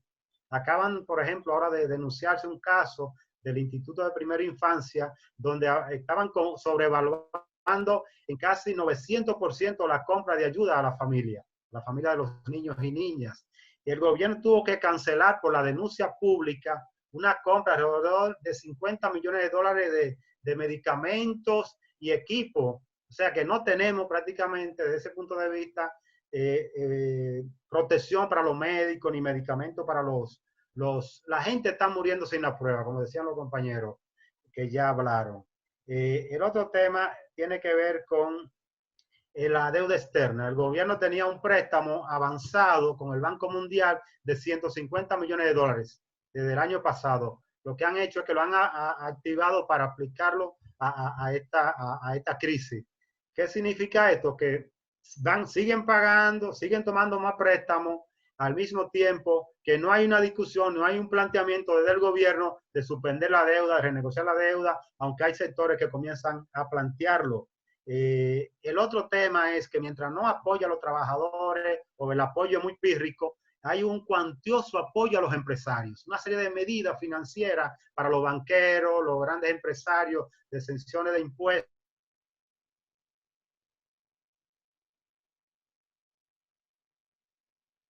Todavía la población no ha respondido, porque esto no encontró a todo como de sorpresa, el movimiento se desmontó un poco y como que hay que pasar a un reacomodo para que el movimiento de masa responda a lo que el gobierno está haciendo y cómo está haciendo pagarle la tragedia a la población. Es decir, que ya ayer anoche me comentaba un compañero que en la zona este de Santo Domingo de la ciudad comenzaron protestas, caceroleo desde el hogar, que era una modalidad que veníamos haciendo desde hace meses. Y parece que comienzan a retomar, aunque todavía muy, muy tímidamente. Podríamos ir a un crecimiento de eso. Entonces, lo que vemos es la necesidad de, en este momento, denunciar la corrupción, denunciar la falta de respuesta, denunciar el sector financiero y empresarial y al gobierno por aprovecharse de esta tragedia para hacer corrupción, para hacer campaña electoral, y a la oposición también, de una u otra manera, están usando la tragedia para hacer campaña. Y el principal partido de oposición está planteando un pacto al gobierno, una unidad nacional, cuando debería denunciar y enfrentar a este gobierno. No hay salida en el marco a pandemia de este tipo, en el marco de gobierno corrupto, y ni mucho menos en el marco del capitalismo. Es duro decirlo, pero vamos a más miseria, es la lógica, es o socialismo o barbarie, es lo que nos está planteando esto a nosotros. Aunque tengamos luchas parciales ahora, enfrentemos el coronavirus, pero la solución es estructural, es estratégica. Y ojalá pudiéramos, este encuentro y otros espacios, poder definir tareas, caminos para avanzar en una alternativa internacional, una organización internacional, una coordinación internacional para estas luchas y futuras luchas. Es lo que vemos. Muchas gracias. Ok, gracias, Pastor. Le agradecemos. Bueno, compañeros, a ver, en el orden, me perdí aquí. Brasil, compañera... Ah, no, perdón. México, compañero Eduardo.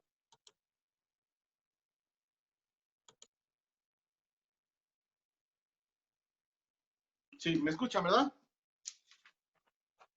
Bueno,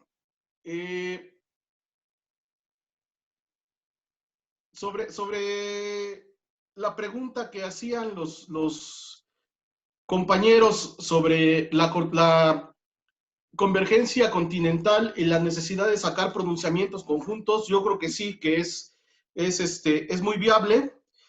Y yo creo que a nivel internacional ya hay algunos referentes de unidad que debiéramos de fortalecer.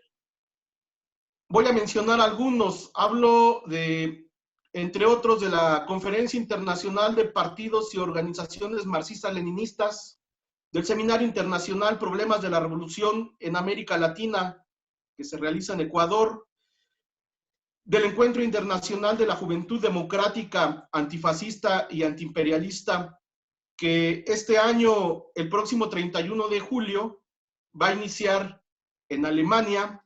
Va a haber un encuentro de mujeres en Brasil, me parece que el año que entra. Hay un encuentro de sindicalistas latinoamericanos y caribeños. Está la Liga Internacional para la Lucha de los Pueblos. O sea, sí hay condiciones, sí hay referentes de unidad, de convergencia que debiéramos de estar promoviendo, que debiéramos de estar fortaleciendo, porque son las palancas, los instrumentos que van a potenciar la lucha de los pueblos a nivel mundial, y de allí, independientemente de que impulsemos, como dice la camarada que lo planteó, sí es necesario tener un comunicado continental. Sobre el asunto del gobierno progresista en México, bueno, tendríamos que entrar a una discusión sobre qué entendemos por progresista, porque evidentemente Andrés Manuel López Obrador en el discurso sí enarbola que es la esperanza de México, que es progresista, que impulsa el Estado benefactor. Sin embargo, en la práctica, en la realidad, el gobierno de México es neoliberal. A lo mejor no de manera ortodoxa, porque el neoliberalismo también tiende a mutar. Hay periodos de transición donde tiende a mutar para poder preservar la reproducción del capital. Pero si escuchamos atentamente el discurso de Andrés Manuel y lo que está aplicando, o sea, de manera cotidiana habla de la austeridad fiscal. O sea, ese es el discurso neoliberal. Su política fiscal y su política monetaria, para ser honestos, no se diferencia mucho de la política fiscal y monetaria de lo que aplicaban los anteriores gobiernos. En política monetaria, López Obrador sigue planteando el asunto de la estabilidad económica, el asunto del control de la inflación, discurso neoliberal. En política fiscal sigue planteando el asunto del pago puntual de la deuda, y aquí viene el asunto de la deuda. O sea, él en teoría dice que no se va a endeudar más. Sin embargo, si nosotros acudimos al presupuesto de egresos de la Federación que aprueba el Congreso del Parlamento Mexicano, sí se aprueba que haya niveles de endeudamiento para este año. Y está difícil que Andrés Manuel, aunque él no quiera, está difícil que modifique el patrón de acumulación neoliberal, porque finalmente tiene las manos amarradas, él no manda. México es un país dependiente que sigue a expensas del capital transnacional, y el capital transnacional necesita que en México haya neoliberalismo, a lo mejor un neoliberalismo sui generis, más bonito, con tantitas programas sociales, migajitas para los trabajadores, para que puedan consumir un poquito más.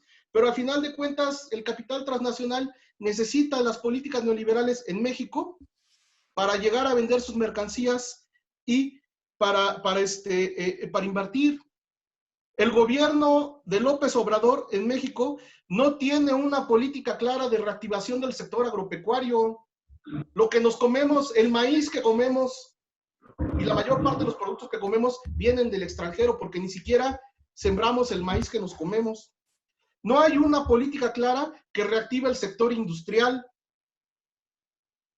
Dependemos también de afuera. Llamamos a que vengan las inversiones desde afuera y evidentemente para que el capital transnacional invierta en el país, pues necesita condiciones óptimas y las mejores condiciones óptimas de explotación se las da el neoliberalismo. Entonces, no sé si respondo a la pregunta. Bueno, las medidas buenas que tiene el gobierno de Andrés Manuel, sí ha aumentado un poco el gasto en programas sociales, pero finalmente es gasto corriente que no tiene un efecto multiplicador, un efecto importante que potencialice el crecimiento y el desarrollo del país. No está invirtiendo en gasto de capital, en infraestructura, ¿no? No está promoviendo la reactivación de todo el sector agropecuario e industrial,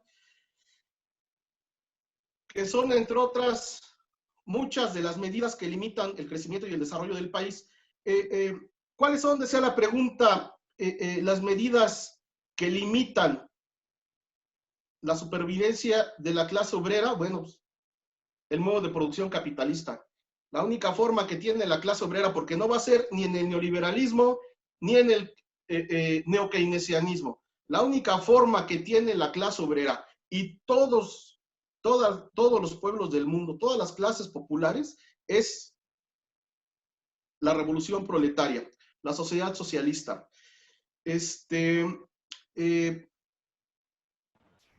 Sobre el asunto de la deuda y la pregunta de los recursos, bueno, el pueblo de México no pidió nada, ¿eh? Los pueblos del mundo nunca han pedido prestado ni un solo peso. Quien pide a nombre del pueblo son quienes están en el poder de cada país, son los representantes de la burguesía, quienes piden para beneficio de los capitales privados y la factura nos la pasan a nosotros. Desde mi punto de vista, nosotros no tenemos por qué pagar nada. ¿De dónde van a sacar los recursos? Bueno, pues, tienen varias opciones. Pueden aumentar la deuda, pueden aumentar los impuestos, sobre pretexto de la corrupción, pueden aumentar la evasión y la elusión fiscal, entre otras cosas, ¿no? Pero vuelvo a insistir, con esto concluyo. Creo que el reto, el asunto de fondo para nosotros es poner a discusión del proletariado y de todas las clases populares la necesidad imperante que hoy hay en el mundo por la organización de la revolución proletaria. No sé, gracias compañeros, no sé si respondí satisfactoriamente la pregunta. Listo, gracias Eduardo. Cada panelista nos responde. Bueno, añado dos preguntas más que han llegado para que la tengan en cuenta los demás. Una para los compañeros de Colombia, que habla cuál es la posición de las centrales obreras frente a los contratos de personal en el sistema de salud, ya que frente al sistema de salud es muy precario. Y un compañero pregunta, desde la plataforma de YouTube, pregunta que si cuál debe ser la táctica del movimiento sindical después de la pandemia para reactivar la movilización que en cierta medida ahora bajó, ¿sí? Entonces, bueno, en el orden continúan los compañeros de Colombia. Alejandro Torres, bien pueda.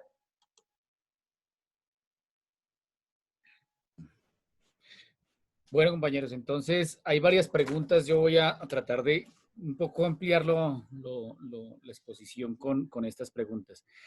Pues voy a empezar con una que hace el compañero Verdorado. Ahí aquí en Colombia por lo menos se ha aprendido un debate sobre el tema de dónde van a salir los recursos para pagar la crisis. Yo planteé en la exposición, en la charla, que la estrategia que están asumiendo las empresas y los gobiernos es descargar todos los costos de la crisis en los trabajadores. Entonces, ante eso, ese debate es tremendamente importante en todos nuestros países. Lo que pensamos de dónde van a salir los recursos, digamos, en términos generales, uno podría decir, el sistema capitalista, las empresas, digamos, los países y las grandes empresas llevan muchos años acumulando inmensas riquezas gracias a la explotación de millones de trabajadores. Y es el momento en que esas empresas, esos gobiernos deben retribuir, digamos, este momento es un momento clave en el cual exigir que esa crisis no la pague el pueblo y la pague el sistema capital. El otro elemento, ya hablando de herramientas más concretas, aquí en Colombia, y creo que este debate podría ser similar a otros países, se ha aprendido una discusión porque la estrategia que ha asumido el gobierno colombiano un poco es echarle mano, bueno, para no entrar en detalles técnicos, el gobierno colombiano ha decidido echarle mano a ciertos fondos que tienen que ver con los recursos de los municipios, de las regiones, de los departamentos, y eso significa que se está como tomando recursos prestados y que nunca van a devolver, y entonces aquí la reclamación ha sido exigirle al gobierno que eche mano de recursos como por ejemplo las reservas internacionales que todos los países tienen y están únicamente al servicio del capital financiero.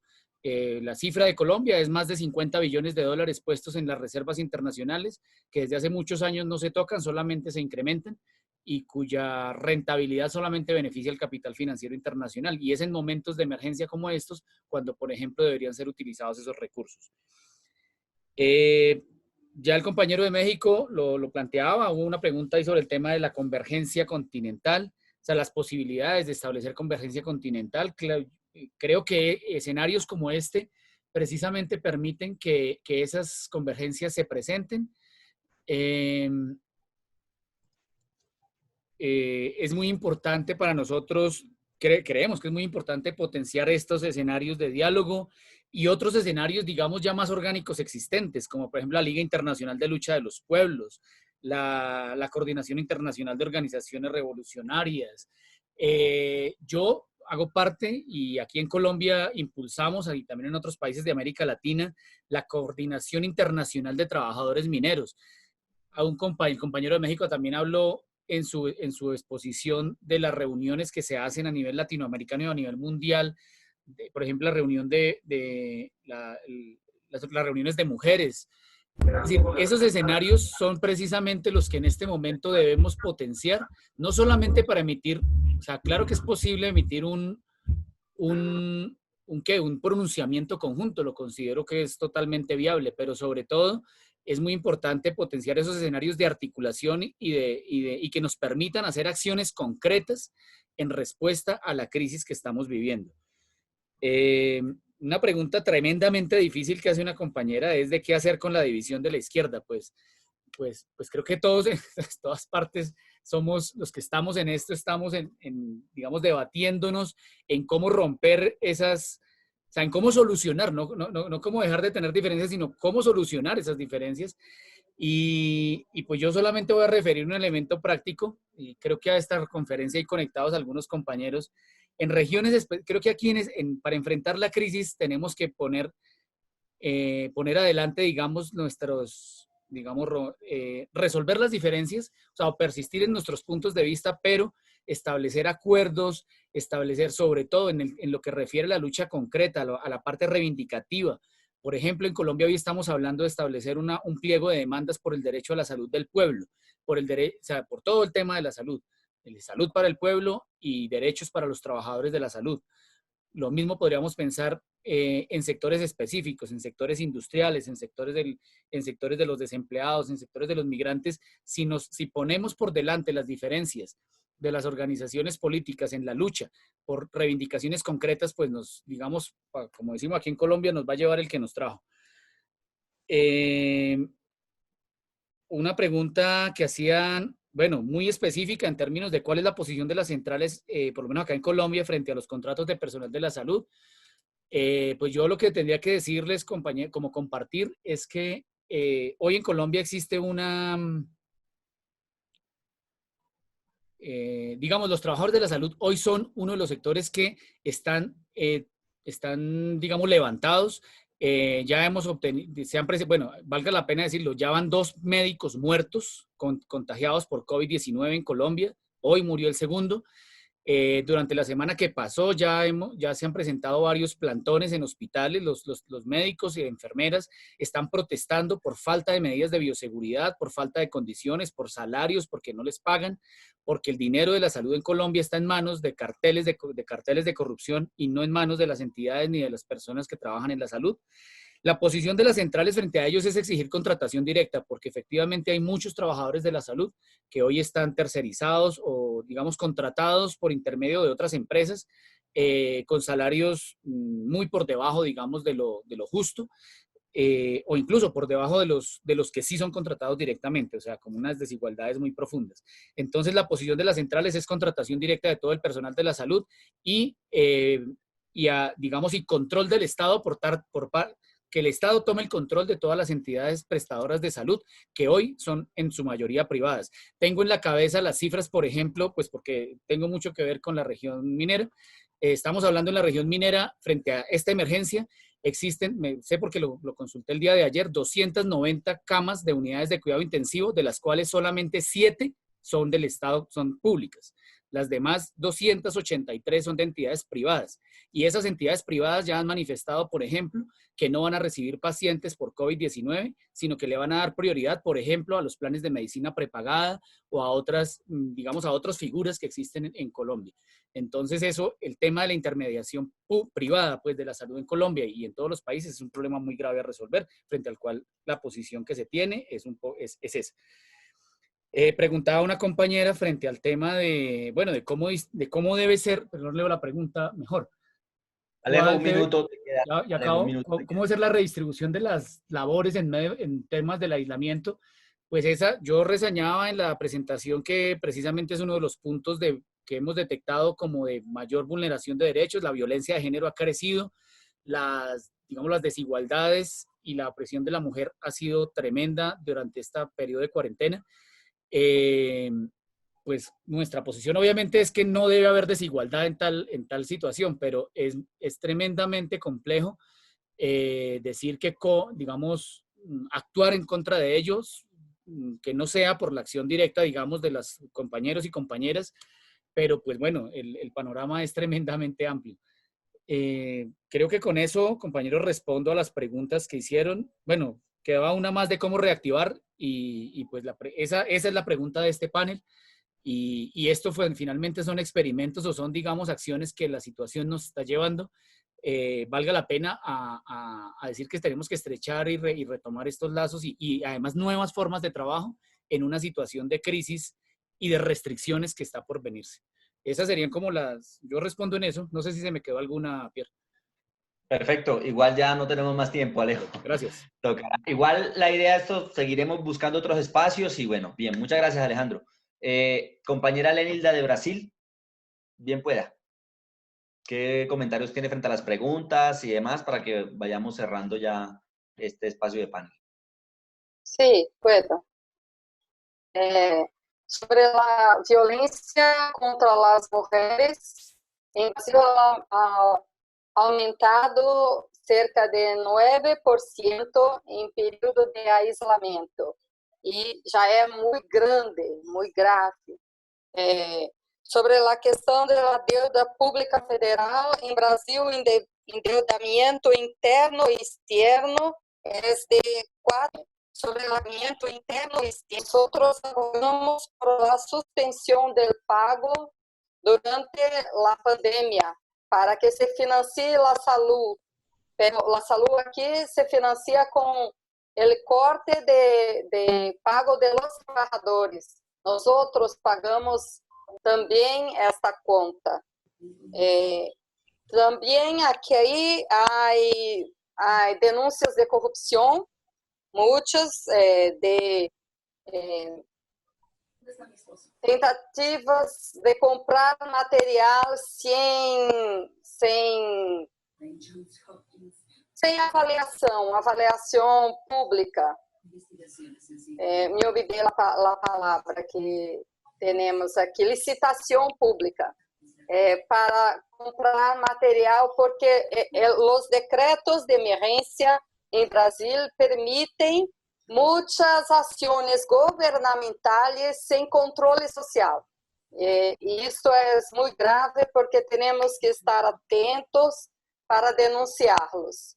E outra coisa que me gostaria de falar é que, segundo o informe dos companheiros todos, é comum temer que os governos populistas aproveitem o momento de medo e desmobilização devido a esta crise da saúde para imponer golpe à democracia, que já não é plena para os pueblos. E temos que estar atentos, organizados. Muito grave que se perceba que as elites em América Latina se aproveitem desta desmobilização, porque estamos todos nós outros aprendendo a lidar com esta realidade da pandemia, de não se permitir mais que estejamos em las calles, que nos mobilizemos como sabemos fazer. Temos que viver toda uma outra situação, porque ha cambiado muito e estamos aprendendo a lidar com essas novas formas de manifestação pública durante o isolamento. Creo que é isso. Gracias, Lelinda. Muchas gracias. Muchas gracias. De una vez, creo que es importante, las compañeras y compañeros que les interese, la compañera Lelinda ha hecho en el chat un aviso parroquial sobre el encuentro de mujeres que iba a haber en Brasil. Creo que la compañera también dejó su correo electrónico en el chat. Si están interesadas, escríbanle ahí para digamos, tener eso en cuenta. Bueno, la compañera de Salvador, ya hay una compañera, la compañera Rosa Merino de Salvador ya está conectada. Alejandro Quiñones, te iba a pedir que le demos paso a ella para que termine Salvador completo su intervención, y te doy paso a ti y terminamos, ¿listo? Entonces, compañera Rosa, bienvenida y bueno, bienvenida.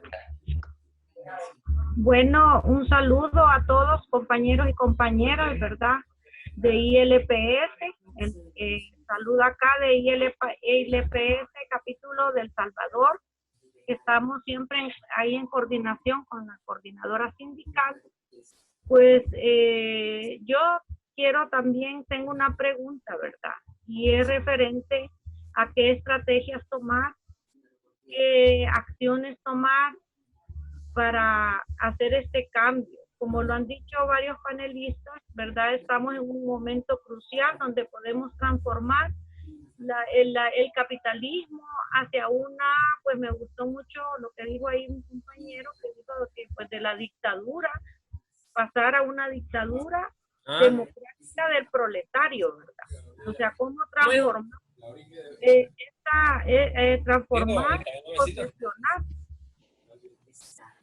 posesionar al proletariado, ¿verdad? Tenemos, bueno, muchos están hablando en el rubro de la salud. Eso es importante, que los enfermeros y doctores se pronuncien y protesten, porque no solamente es, me parece, a nivel específico de un país, sino es a nivel mundial, donde se ve que la salud siempre ha sido en un segundo, tercer, cuarto plano.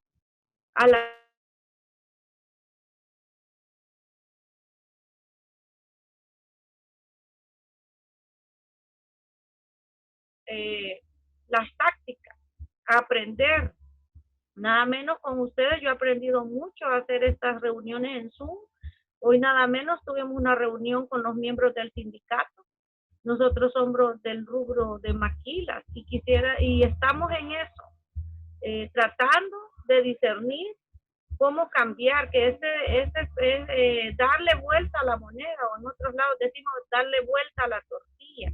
Y sí quisiera que empezáramos ya a analizar y empezáramos a presentar estrategias para hacer estos cambios reales, porque eso quizás nos falte. Es cierto que hay que poner en práctica la imaginación, porque estamos en una plataforma, podemos decir, peor que una guerra, ¿verdad? No estamos, pues para mí es la primera experiencia de una pandemia y nos ha cambiado el mundo 90 grados, totalmente. Ya el sindicalismo ya no puede, bueno, en la experiencia de nosotros, en la área de los trabajadores, no pueden ir y decir, me tomo una fábrica, cierro una fábrica, porque están solas, porque la gente está en sus casas recluidas. Tenemos que cambiar las tácticas y iniciar. Tenemos ya, bueno, en la reunión anterior se habló, viene el 1 de mayo, ¿qué se va a hacer? ¿Verdad? ¿Cómo vamos a hacernos ver, a hacernos sentir? Son cosas que todavía, pues, creo que no tenemos que pensarlas, ¿verdad? Pues esa sería mi pregunta. ¿Cómo hacer ese cambio de la dictadura del proletariado?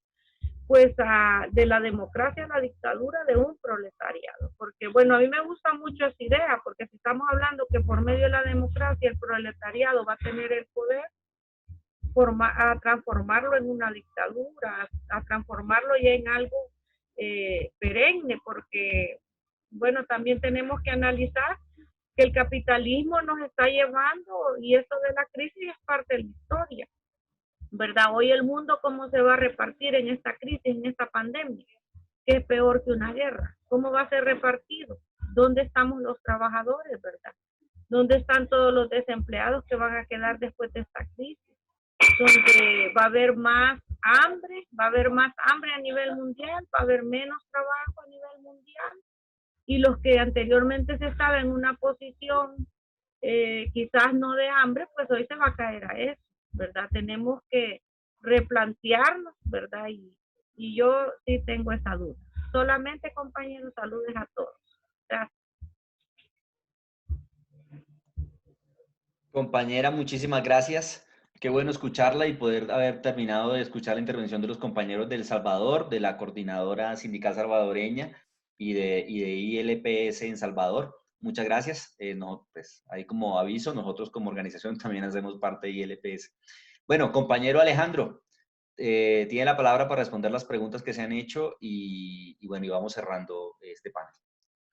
Bueno, en particular las 3 preguntas que fueron hacia Argentina y las generales, con el tema del papel de la deuda externa. Nosotros desde hace muchos años venimos planteando que hay que investigar y suspender el pago de la deuda externa, porque la mayor parte de la deuda contraída en Argentina es una deuda ilegítima y fraudulenta. Hay una investigación de Alejandro Olmos y un fallo incluso de un juez, el juez Ballesteros, que determina que la deuda externa argentina es ilegítima, usuraria y fraudulenta, y que no hay que pagarla. Por lo tanto, lo que se hizo hasta ahora en Argentina sería postergar el pago.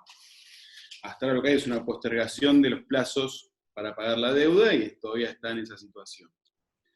¿De dónde salen los recursos para esta crisis? Yo lo planteé en mi intervención, pero lo vuelvo a plantear. Durante estos años, desde hace ya bastantes años, Argentina es un país dependiente de los monopolios imperialistas y de los grandes terratenientes, que son los que tienen la verdadera fortuna de nuestro país. Por lo tanto, nuestros diputados nacionales, Juan Carlos Alderete y Verónica Caliba, hicieron una presentación esta semana para imponer un impuesto a las grandes fortunas, a los monopolios y a los terratenientes que superen más de 10.000 millones de pesos argentinos. En particular, este decreto, que digamos que este impuesto que se quiere sacar vía digamos, la legislación argentina, es para formar un fondo patriótico y solidario contra el coronavirus, contra el COVID-19, y que se destinen los fondos para las políticas públicas y la emergencia sanitaria. El objetivo es recaudar 150.000 millones de pesos argentinos y con eso poder, digamos, ayudar a la situación de emergencia sanitaria que hoy transcurre en nuestro país, bueno, y por supuesto en todo el mundo. Por último, ¿qué medidas progresistas tomó el gobierno de Argentina? Efectivamente, si uno se compara, digamos, esta Argentina con la Argentina de Mauricio Macri de los últimos 4 años y con cómo venían las políticas anteriormente, hay un cambio bastante significativo. Nosotros tuvimos un gobierno que fue el de Macri que le hizo muchísimo daño, que sumió en el hambre, en la miseria y en la explotación a cientos de miles, a millones de argentinos. El gobierno de Alberto Fernández tomó medidas progresistas, efectivamente, sobre todo para los que menos tienen, como un bono de 10.000 pesos de entrada y otro bono ahora frente, digamos, a la situación de crisis. Suspendió los despidos y las suspensiones de fábricas durante 60 días mediante el decreto 208. Medidas para los cuentapropistas y medidas para algunos sectores estatales. De lo que venimos, efectivamente, son medidas que todavía son insuficientes, ¿no? Y nosotros lo que pensamos, como lo plantea en la exposición, es que no se puede salir de esta situación sin el más amplio protagonismo de la clase obrera, de los trabajadores y del pueblo. Es decir, cuando decimos protagonismos es que los trabajadores y el pueblo tomen en sus manos esta lucha contra la pandemia, contra el coronavirus, que se formen comités de crisis en los barrios, en las fábricas, en las fincas campesinas, en cada lugar, digamos, donde los trabajadores se puedan organizar y pararse a dar la pelea frente a esta situación. Creo que ahí reside la única posibilidad real, digamos, de dar vuelta a la situación y también la única posibilidad de poder real del conjunto de los trabajadores y del pueblo para ser protagonistas y poder dar vuelta a la tortilla y tener un proceso de acumulación, en todo caso, que nos lleve a una situación distinta y salir de esta crisis con una sociedad más igualitaria, digamos, y más justa, ¿cierto? Hasta ahí. Ok, muchas gracias, Alejandro. Bueno, compañeros, para cerrar entonces este primer panel de acercamiento a las condiciones, al conocimiento de las condiciones en las que la clase obrera y el pueblo en general en cada uno de nuestros países está enfrentando la crisis sanitaria y económica del imperialismo actualmente. Simplemente decir que agradecemos mucho la presencia de los compañeros de los diversos países. Al Lenilda, muchas gracias. Al compañero Alejandro Quiñones, al compañero Eduardo Amador, al compañero Pastor de la Rosa, a los demás compañeros de República Dominicana, al compañero Giovanni de Salvador, al compañero Roberto Espinal de Dominicana también, a la compañera Rosa de Salvador, que intervino pues ahora hace poco, y a cada una pues de sus organizaciones. Muchísimas gracias por haber, digamos, atendido este llamado, o esta propuesta más bien, que hicimos desde la Corriente Sindical Ignacio Torres Giraldo de Colombia, también desde el Movimiento por la Defensa de los Derechos del Pueblo de Colombia, y quedan muchos insumos para que cada uno de nosotros en nuestros países logremos salir de esta situación más fortalecidos, porque parte de lo que también utilizan el imperialismo y la burguesía y las clases dominantes en medio de estas crisis es poder aplastar un poco más o cada vez más la capacidad de movilización de nuestros pueblos. Entonces, que nuestros pueblos puedan salir fortalecidos de eso es un objetivo muy importante para nosotros, y cada uno de los aportes que ustedes han dado seguramente nos servirá en cada uno de nuestros países. Queda la propuesta del pronunciamiento internacional, ya la estaremos trabajando vía interna con cada uno de los delegados que estuvieron en esta reunión, a ver si es posible hacerla. Seguramente podrán hacerse otras reuniones de este tipo. Si desde algún otro país hay propuestas para hacerlas, bienvenidas. Desde Colombia estaremos proveyendo pues la plataforma tecnológica también, o igual desde sus países se puede hacer. Mejor dicho, el hecho es que podamos seguir aunando esfuerzos para que digamos, este momento político le permita a los pueblos de Latinoamérica, en principio, un avance en la conquista de sus reivindicaciones. Entonces, muchas gracias, compañeros y compañeras. De nuevo, un saludo desde Colombia y de todos los demás países, y nos estaremos viendo en otros espacios. Muchísimas gracias a todos y todas. Gracias. Que estén muy bien. Bueno, la charla va a estar grabada y se les reenviará para que la puedan seguir distribuyendo. Que estén muy bien. Hasta luego. Gracias. Abrazos a todas y a todos. Muy amables. Chao, chao. Muchas gracias. Buenas noches. Gracias, compañeros, compañeras. Gracias a todos. Compañeras. Buenas noches.